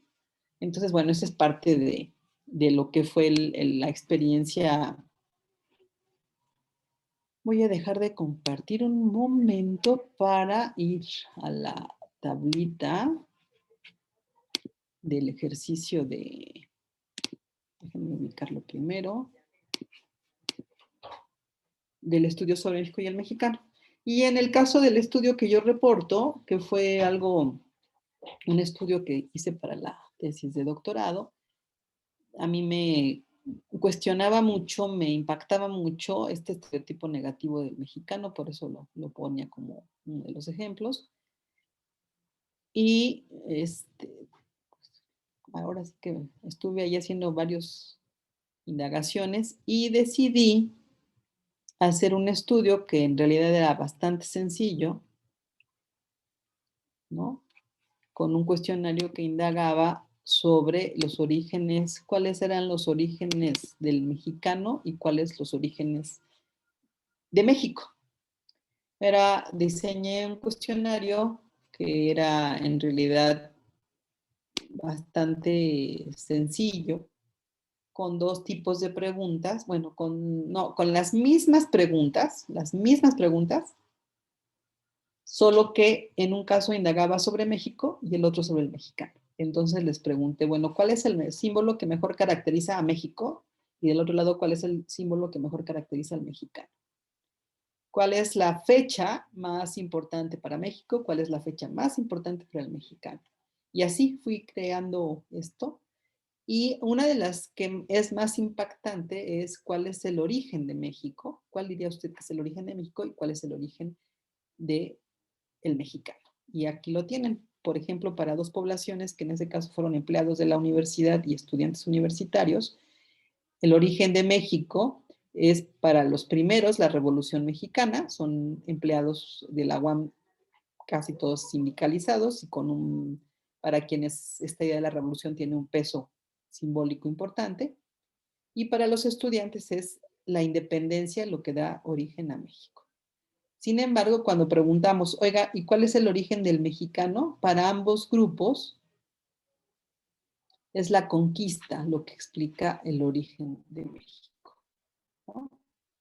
Aquí lo que tratábamos de ver es qué tanto variaban entre empleados y estudiantes las respuestas, y vemos que varían en el caso de México, pero no varían en el caso del mexicano, y que hay una singularidad. Hay una singularidad porque cuando decimos México hay una respuesta particular o específica, y cuando decimos mexicano hay una respuesta distinta y que es específica, que es distinta, que es singular, ¿no? Es solo, si hubiéramos encontrado, por ejemplo, la Revolución Mexicana para los 4 casos, pues no habría singularidad para un grupo y para el otro, sino que no habría singularidad simplemente, y no hubiera habido variabilidad. Entonces encontramos variabilidad, pero solo para el caso de México, no para el caso del mexicano, y encontramos a la conquista como punto de explicación del origen de los mexicanos, ¿no? Y bueno, ahí hay toda una reflexión de por qué yo en esta parte narro un poco, bueno, no narro un poco, narro o explico una de las cosas que concluyo en este trabajo o en esta investigación, como parte de la investigación, fue que encontré 2 lógicas de pensamiento. Que el pasado es leído muy positivamente cuando hablamos de México y no tan positivamente cuando hablamos del mexicano, ¿no? ¿Por qué? Porque resulta que cuando hablamos del origen del mexicano aparece la conquista, y ya hay una parte del estudio en donde preguntaba, bueno, ¿y qué es la conquista? ¿No? ¿Qué palabras le vienen a la mente con la palabra conquista? Y pues salió que es violencia, dominación, desigualdad, imposición, ¿no? Muchas palabras negativas. Y cuando preguntaba, bueno, ¿y cuáles son las palabras que le vienen a la mente con la palabra independencia, por ejemplo? Y entonces, pues es desarrollo, valor, cambio, ¿no? Evolución, logro, ¿no? Entonces aparecen cosas positivas. Entonces digo, bueno, hay 2 maneras de pensar al pasado. Si lo miramos a través de los ojos de México, parece que tenemos la capacidad de irle otorgando y reconociendo cosas muy positivas. En cambio, si hablamos del mexicano, pues entonces el pasado empieza en la conquista, ¿no? Y luego alguien dirá, y luego vino el 68, ¿no? Y luego vino el EZLN, ¿no? Y entonces le damos una lectura, es como si hubiera dos lógicas de interpretación, que lo que yo describo en la investigación, en la que yo realicé, es que pues son, no lo aprendimos, ¿no? Por ósmosis, hemos ido aprendiendo esa manera de pensar a México y a los mexicanos. Algo que es curioso, por lo menos, es que los primeros relatos que se hicieron de un país como el nuestro tienen, fíjense, siempre he tenido la hipótesis de que hay un origen en esa manera en que relataban en los orígenes, que hemos ido cultivando, creo que de una manera poco consciente, pero la hemos cultivado al fin. Y es que si ustedes por curiosidad leyeran alguno de los textos, no sé, de Clavijero, de Fray Bernardino de Sahagún, de Lucas Alamán, bueno, hay un texto hasta de Cortés también, hay otro de Clavijero, hay uno de Javier López Guerra también, textos que son bien bonitos, pero uno va encontrando, bueno, yo que he tenido en el pasado chance de leerlos, voy encontrando una contradicción que ahí está, de que uno va viendo las descripciones que hacen de la naturaleza, de las construcciones, de las ciudades que encontraron los misioneros, los conquistadores, y son pues espectaculares. De hecho, no sé si conocen el Templo Mayor en la Ciudad de México, pero si ustedes llegan al Templo Mayor, hay unas lápidas grandototas en donde uno lo va leyendo, ¿no? Y va viendo, que es la narración que hace, es que no sé si es Cortés, al virrey, ¿no? De lo que está observando, y es una ciudad magnífica lo que describe. O sea, los lugares son descritos con una maravilla y en cambio los habitantes, pues no, ¿no? Aparece incluso Fray Servando Teresa de Mier, pues lo que habla es de una que va a sanar a estos salvajes que no tienen alma, ¿no? Y así lo declara en la primera hoja, ¿no? Dice, yo voy a actuar como los médicos, ¿no? Tengo que ir, y así explica todo el trabajo precioso que hizo de etnográfico, de ir recuperando con hablantes del otomí, del náhuatl y de la otra lengua que no me acuerdo cuál es, los relatos de los grupos indígenas, porque él lo que quería era reconocer la enfermedad para poder sanar esas almas y esas almas perdidas. Y lo que uno va viendo cuando lee su texto es que hay expresiones de repente cuando lo lee uno que dice, pero es que entonces sí tenían un sistema de valores, es que entonces sí tenían una moral, es que entonces sí tenían reglas y eran muy estrictos, ¿no? Y yo lo leo fascinada porque pues voy viendo más bien la conversión de la que fue objeto Fray Bernardino de Sahagún tratando de sanar a esos pobres salvajes. Pero bueno, ya estoy yo en mi tema, que como verán es un tema que me gusta. Déjenme buscar una cosilla más acá. No sé cómo van. ¿Alguna pregunta? ¿Duda? No, profe, todo bien. ¿Todo bien? No, profesora, sí. ¿Todo bien? ¿Todo bien? ¿Alguna duda?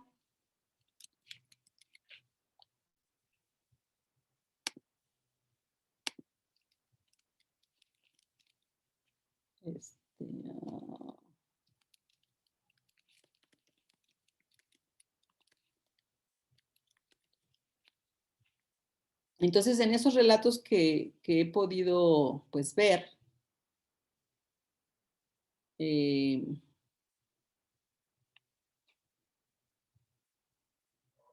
decía yo que observo, ¿no? Como una constante, que eso pues lo veo porque pues he estado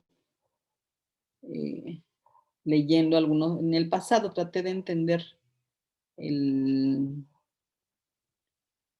tema y la vinculación entre la nación y la identidad del mexicano, que son temas que generalmente se han trabajado como si fueran independientes, y siendo congruente con la propuesta que les acabo de presentar, pues intenté justo preguntarme sobre dos objetos en apariencia diferentes, pero con una lógica que es en términos de la historia que hace a México y al mexicano es la misma, preguntar sobre estas indagaciones. Y fue bien interesante porque, por ejemplo, a nivel de los símbolos, aparecía, ¿no?, las fechas importantes para México. ¿Cuál creen que era?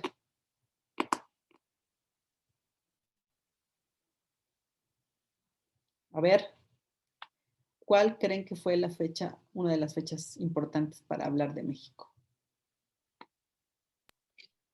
El 15 y 16 de septiembre. Así es. Y una fecha importante para el mexicano, también se la saben.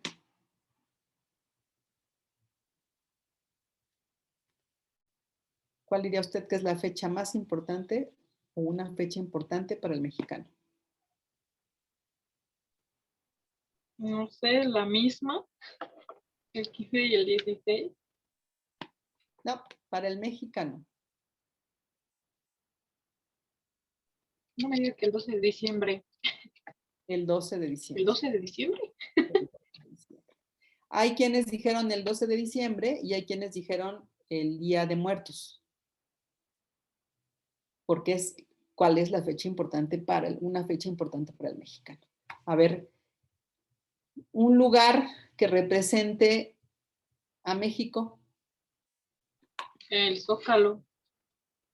El Zócalo. Un lugar que mejor represente a los mexicanos. Su casa. No, un lugar público. Teotihuacán. No.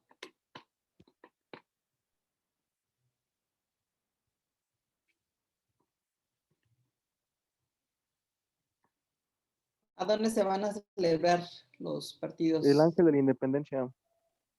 El Ángel de la Independencia.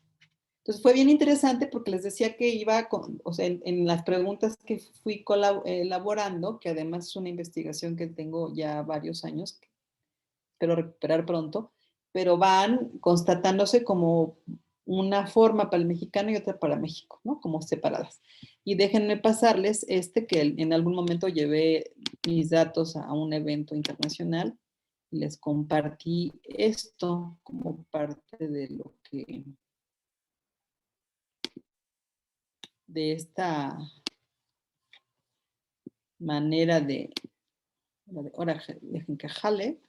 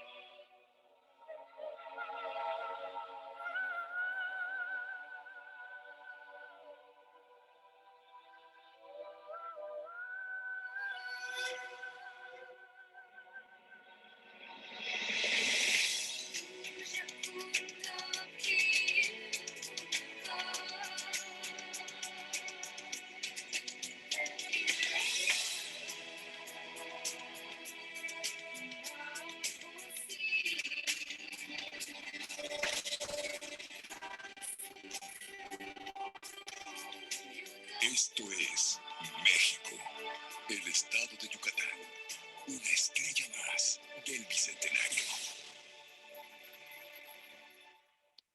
Es una campaña que hizo Televisa. Este video que vimos es uno de los pocos en donde aparece en persona. Si ustedes tienen oportunidad pueden ir a YouTube, al Google, y buscar Profesora, no se escucha. campaña del Bicentenario. A ver, voy. ¿Ya me escuchan? Hola, hola, hola. Muy bajito, profesora. A ver, déjenme configurar otra vez el...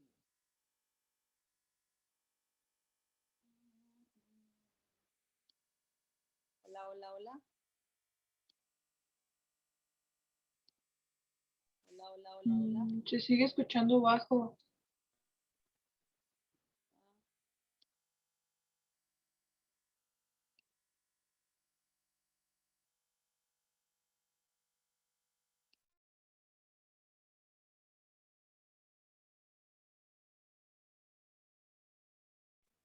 Ya no se escucha, profesora.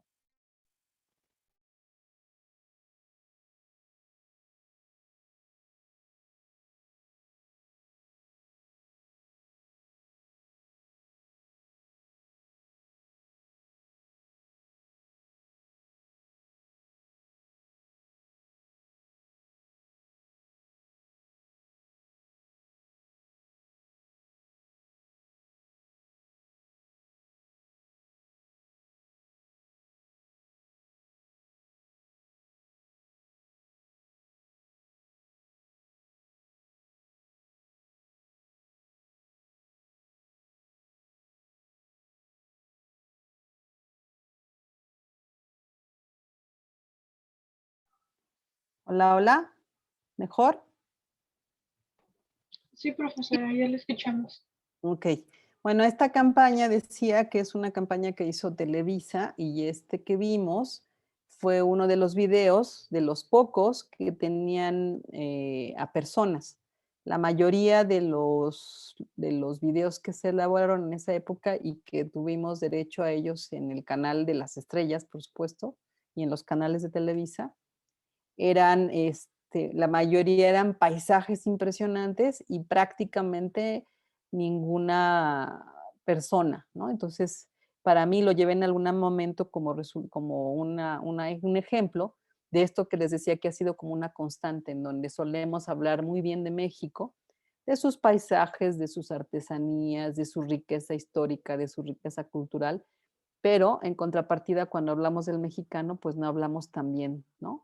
Uy, y si son regios o guadalajaros o lo que sea, menos, ¿no? O sea, como que tenemos ahí, vamos reproduciendo una suerte de ambigüedad en donde pues parecería que no somos como la misma cosa, ¿no? Como que somos diferentes cuando en realidad somos diferentes. Claro, también en el estudio sobre México aparecieron palabras como corrupción, contaminación ambiental, pobreza, marginación, pero este grupo de palabras eran, pues no eran tan importantes como en términos de los consensos que encontré en las entrevistas que hice, pues la mayor los mayores consensos estaban en el lado positivo, ¿no? En esta riqueza cultural e histórica del país, en los paisajes, en las pirámides, en los monumentos, ¿no? Como que había toda esta exaltación.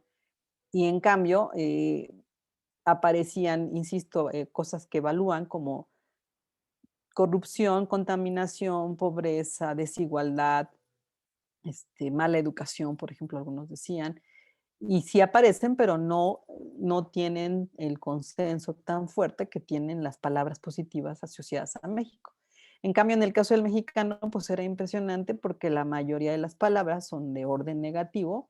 Había algunas palabras positivas, pero la mayoría que servían para describir o que eran utilizadas para hablar del mexicano, pues son negativas, ¿no? Entonces ahí vemos parte de cómo vive esa contradicción, pero ese es el sentido común que no tiene, si fuéramos más observadores, nosotros que estamos pugnando tanto por esta idea del pensamiento racional, tendríamos a tener mayor equilibrio, ¿no? Lo platicábamos cuando hablábamos de los refranes la sesión pasada, cuando les decía, tengamos cuidado de qué refranes repetimos, porque cuando los vamos reproduciendo una manera de pensar al mundo que está encerrada en ese refrán. Y no sé si lograron identificar algún refrán que hable positivo. ¿Tienen alguno? Yo creo que si acabé, sí.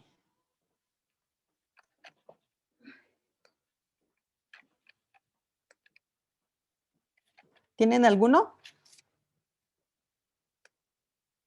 ¿A poco no hicieron la tarea? Era parte de la tarea para hoy.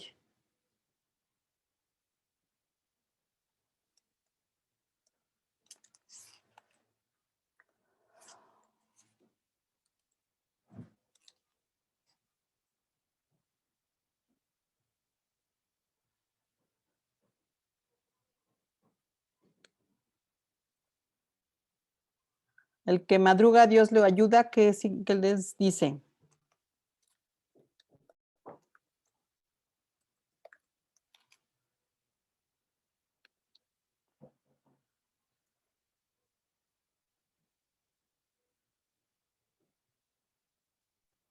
Que nos tenemos que tenemos que hacer las cosas temprano, con anticipación.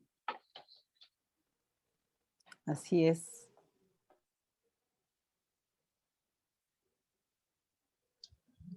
A mí me suena más como que el que se esfuerza más como que obtiene mejores recompensas, algo así, ¿no? También, ¿no? Al que madruga, Dios le ayuda, sí. El que se esfuerza más, por lo menos no está como el de, el que nace para maceta, del cielo le caen las hojas, ¿no? ¿Algún otro refrán? ¿Buscaron algunos refranes positivos?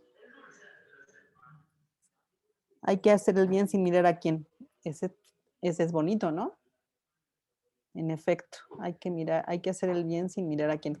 Y es que ese es interesante porque esa era parte de los relatos que nuestras familias servían, ¿no? Y tenían una función, por eso me interesa reconocerlos y recuperarlos.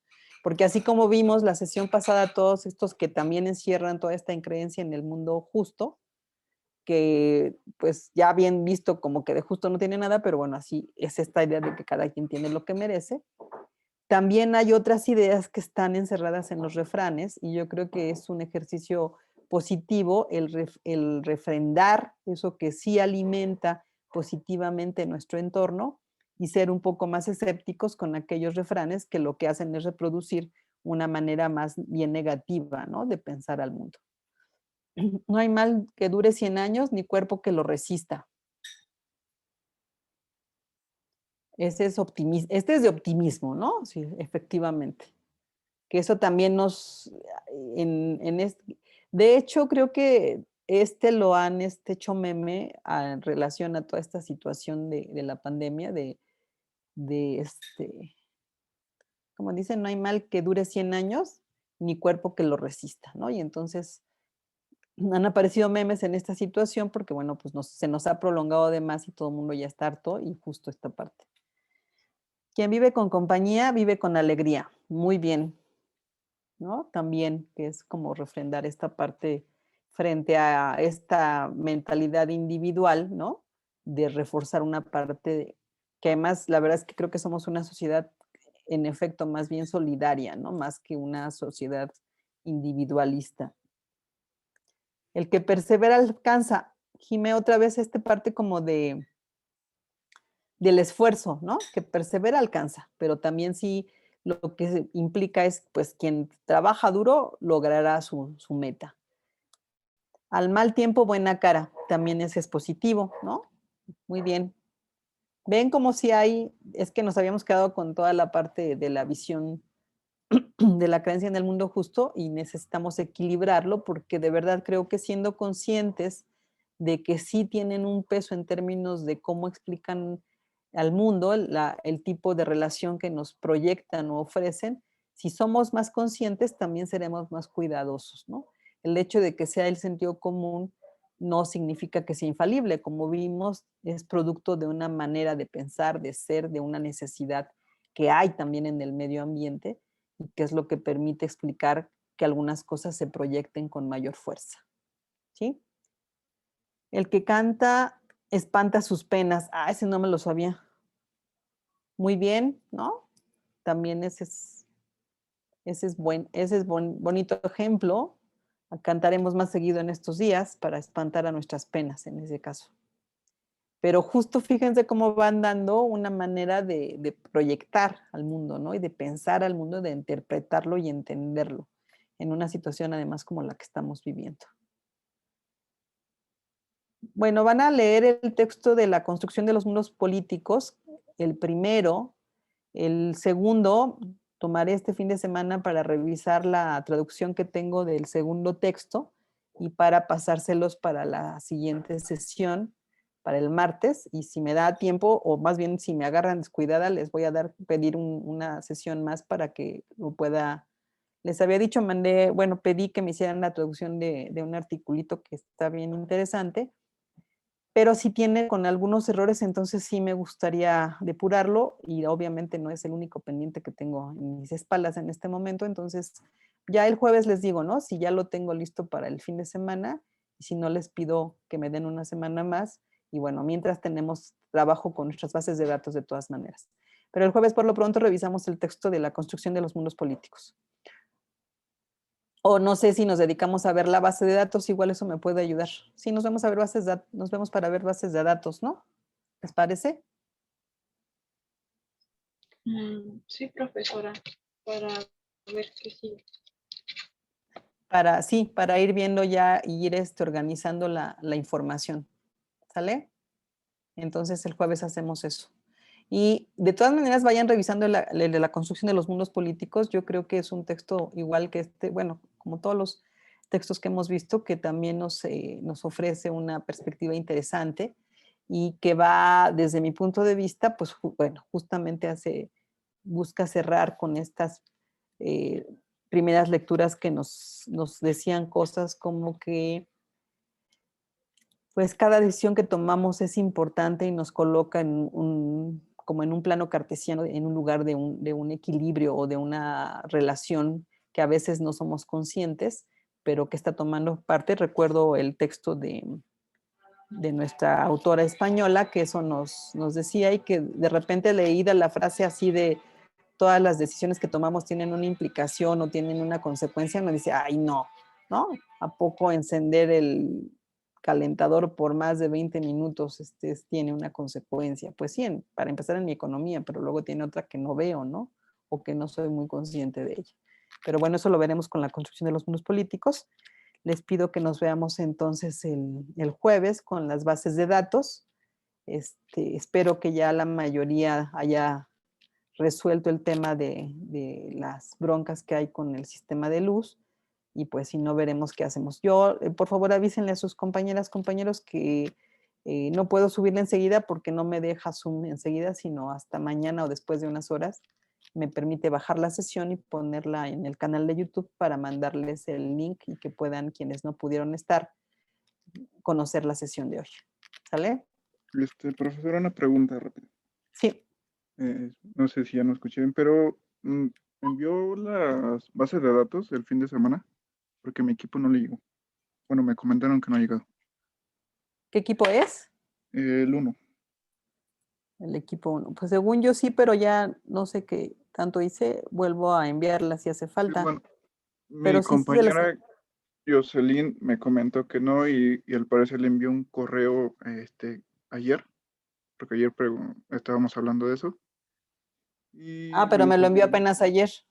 Ajá, no sé. Ok. Bueno, lo busco. Ok, sí, se las por favor, envío de todas profesora. maneras. Sí, creo que era el único al que le debo ya, ¿verdad? Bueno, no sé. En todo caso, las reenvío a todos. Pido que me las reenvíen como están y se las vuelvo a enviar. ¿Va? Vale, sí, aunque ya el 2 y el 6 entiendo que ya tenían su base, ¿no? Y nada más me falta entonces el 1 y el 5. Y luego el 3 y el 4. Pero no sé si hay alguien del 3 y el 4. Del 4 estoy yo. A mí sí me la mandó, profesora. Ya la tenemos. Perfecto, ajá. ¿Y del 3? Las del 3 ya nos había mandado desde hace como 2 semanas. Y ya la Uno, tenían, sí, es dos. que ustedes ya la tenían. Ajá, Sí. ok, entonces nada más me faltan el 1 y el 2. Las reenvío esas dos. Listo, perfecto, muy bien. Bueno, sí, ya vamos avanzando con esa base de datos y me van dando chance de ir revisando mi traducción, que voy de a poquito, pero sí le he hecho algunos pequeños ajustes, pero desde mi punto, bueno, claro, eso digo ya, los leo y digo ya me gusta más, ya siento que se lee más claramente. Ese es el cuidado que debo tener. Pero bueno, entonces yo sigo trabajando en eso y nos vemos el jueves para trabajar bases de datos, ¿va? Sí, profesora. Bueno, cuídense mucho, nos vemos el próximo jueves. Buena tarde. Gracias, hasta luego. Gracias, Hasta luego. profesora. Chao, chao, buena tarde. Cuídense mucho.